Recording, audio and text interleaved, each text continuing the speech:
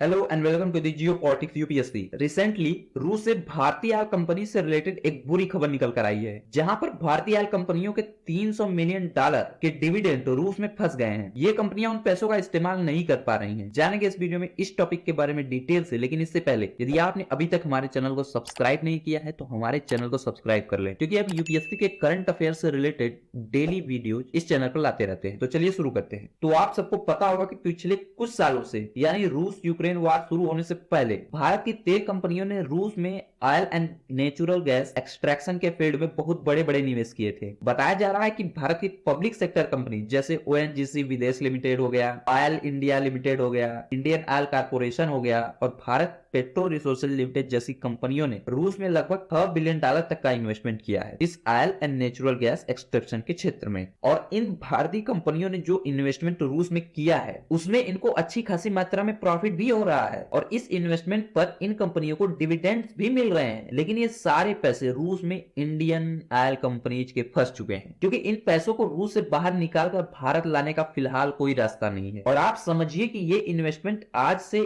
5 से 6 साल पहले किए गए थे और उस समय भी भारतीय कंपनियों को प्रॉफिट हो रहा था। लेकिन उस समय रूस यूक्रेन के बीच वार नहीं हो रही थी और रूस स्विफ्ट सिस्टम में बना हुआ था, तो भारतीय कंपनियां अपने प्रॉफिट को रूस से निकाल लेती थी। लेकिन आप सबको पता है कि जब से रूस ने यूक्रेन के ऊपर आक्रमण किया है तब से ही रूस को वेस्टर्न कंट्रीज द्वारा स्विफ्ट पेमेंट सिस्टम से बाहर निकाल दिया जाता है और रशियन इकोनॉमी पर भारी सैंक्शंस लगा दिया जाता है। इसके बाद से ही रूस से कोई भी पेमेंट डॉलर में नहीं हो रही है, जिसकी वजह से इन भारतीय कंपनियों के पैसे रूस में फंस गए हैं। और ये सारे पैसे कमर्शियल इंडो बैंक जो कि रूस में है वहीं पर इन कंपनियों के अकाउंट में जमा हो रहे हैं। और ये भी बताया जा रहा है कि इन जमा पैसों पर भारतीय कंपनियों को इंटरेस्ट भी मिल रहा है और ये अमाउंट अब बढ़कर लगभग $400 मिलियन तक पहुंच चुका है। और ये जो बैंक मैंने अभी बताया कमर्शियल इंडो बैंक, ये एक भारतीय बैंक है और इसको एक भारतीय बैंक ही होल्ड करती है। इससे पहले इसमें 2 बैंकों का शेयर था, एक स्टेट बैंक ऑफ इंडिया का और एक केनरा बैंक का। बाद में स्टेट बैंक ऑफ इंडिया ने केनरा बैंक के सारे शेयर्स को इस बैंक में खरीद लेती है और अब यह बैंक पूरी तरीके से स्टेट बैंक ऑफ इंडिया के अंडर आती है। अब आपका प्रश्न होगा कि यदि पैसे भी हमारी भारतीय कंपनियों के हैं और बैंक भी हमारा भारतीय है तो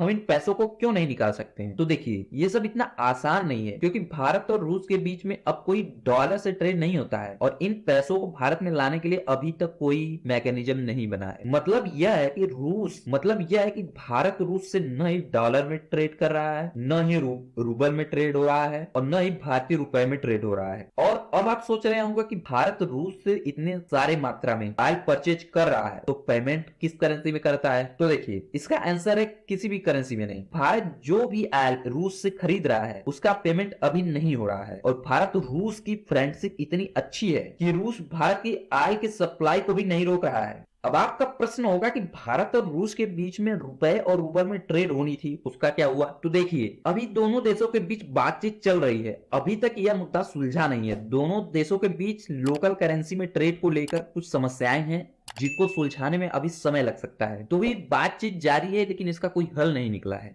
अब आप सोच रहे होंगे कि यदि भारत और रूस के बीच डॉलर में ट्रेड नहीं हो रहा है और लोकल करेंसी में भी ट्रेड नहीं हो रहा है और ऊपर से भारत रूस से इतनी बड़ी मात्रा में ऑयल परचेज कर रहा है, तो ये जो मनी रूस से भारतीय कंपनियों का फंसा हुआ है, ये कंपनियां इन सारे पैसों को ऑयल खरीदने के बदले में चुका दें। अब आपका सोचना तो सही है, लेकिन ये भी पॉसिबल नहीं है, क्योंकि ये सारी भारतीय ऑयल कंपनियां जिन्होंने रूस में इन्वेस्ट किया है, इनको स्पेशल पर्पज व्हीकल के जरिए विदेशी टेरिटरी में रजिस्टर होके निवेश किया है। जैसे सिंगापुर के थ्रू ये कंपनियां रूस में इन्वेस्ट की है, तो इन कंपनियों का लेन देन उस ओवरसीज टेरिटरी के थ्रू होगा जहां ये कंपनियां रजिस्टर्ड होंगी और वहां से रसिया में इन्वेस्ट की है। मतलब ये डायरेक्ट इंडिया और रसिया के बीच की बात नहीं है। तो अब आपका सवाल होगा कि ये स्पेशल पर्पज व्हीकल कंपनियां क्या होती हैं? तो देखिए, एक स्पेशल पर्पज व्हीकल जिसको स्पेशल पर्पज एंटिटी भी कहते हैं, ये उस पेरेंट कंपनी की सब्सिडरी कंपनी होती है जो फाइनेंशियल रिस्क से बचना चाहती है, क्योंकि ये जो सब्सिडरी कंपनी होती ये उसी पेरेंट कंपनी के अंडर में आएगी, लेकिन लीगली ये फाइनेंशियली सेपरेट होगी उस कंपनी से, अपने पेरेंट कंपनी से। अब फॉर एग्जांपल, जैसे इंडियन ऑयल कॉर्पोरेशन है, यह कंपनी भारत में रजिस्टर्ड है और अब ये रूस में इन्वेस्ट करना चाहती है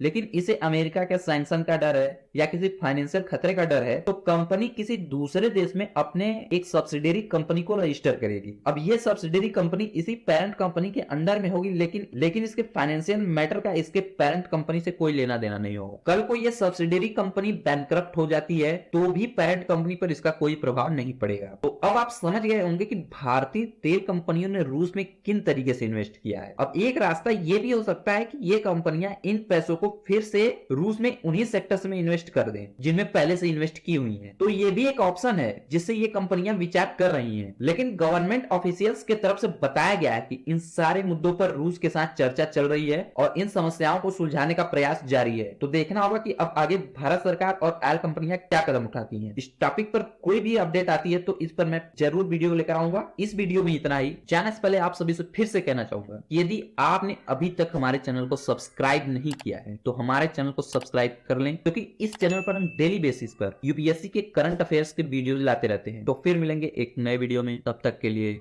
नमस्कार।